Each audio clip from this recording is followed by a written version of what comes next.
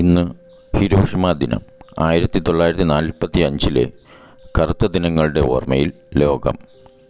ജപ്പാനെ വിഴുങ്ങിയ ദുരന്തം ലോക മനസാക്ഷിയെ ഞെട്ടിച്ച 1945 കറുത്ത ദിനങ്ങളെ ഓർമ്മപ്പെടുത്തി വീണ്ടും ഒരു ഹിരോഷിമ നാഗസാക്കി ദിനങ്ങൾ.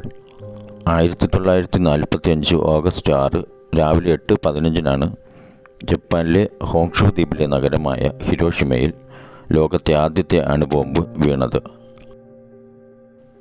അമേരിക്കയുടെ അണുവായുധ നിർമ്മാണ പദ്ധതിയായിരുന്ന മാൻഹട്ടൻ പ്രൊജക്റ്റിൻ്റെ ഭാഗമായി നിർമ്മിച്ച സമ്പുഷ്ട യുറേനിയം ബോംബാണ് ഹിരോഷിമയിൽ പതിച്ചത്. ലിറ്റിൽ ബോയ് അഥവാ ചെറിയ കുട്ടി എന്നായിരുന്നു ആ ബോംബിൻ്റെ പേര്.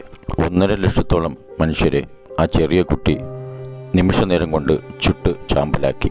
1939 സെപ്റ്റംബർ 1 രണ്ടാം ലോകമഹായുദ്ധം തുടങ്ങിയിട്ട് അന്നേക്ക് 6 വർഷത്തോളമായിരുന്നു.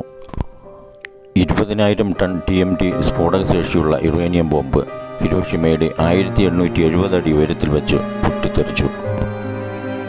ജനറൽ പോൾ ടിബറ്റ്സ് പറപ്പിച്ച B-29 ഇനാലഗെ എന്ന യുദ്ധവിമാനമാണ് ഹിരോഷിമയിൽ ബോംബ് വർഷിച്ചത്.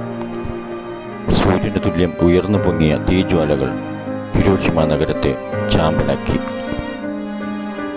പർവ്വത സമാനമായ പുക കൂണാകൃതിയിൽ 40,000 അടി ഉയരത്തിൽ വരെ ഉയർന്നു പൊങ്ങി. 1000 അടി ഉയരം വരെ പൊടിപടലങ്ങൾ ചുഴറ്റിയടിച്ചു. 1.5 ലക്ഷത്തോളം പേർ നിമിഷാർത്ഥം കൊണ്ട് ഇല്ലാതെയായി. 37,000-ഓളം പേർക്ക് ആണവ വികിരണത്താൽ ഗുരുതരമായ പൊള്ളലേറ്റു.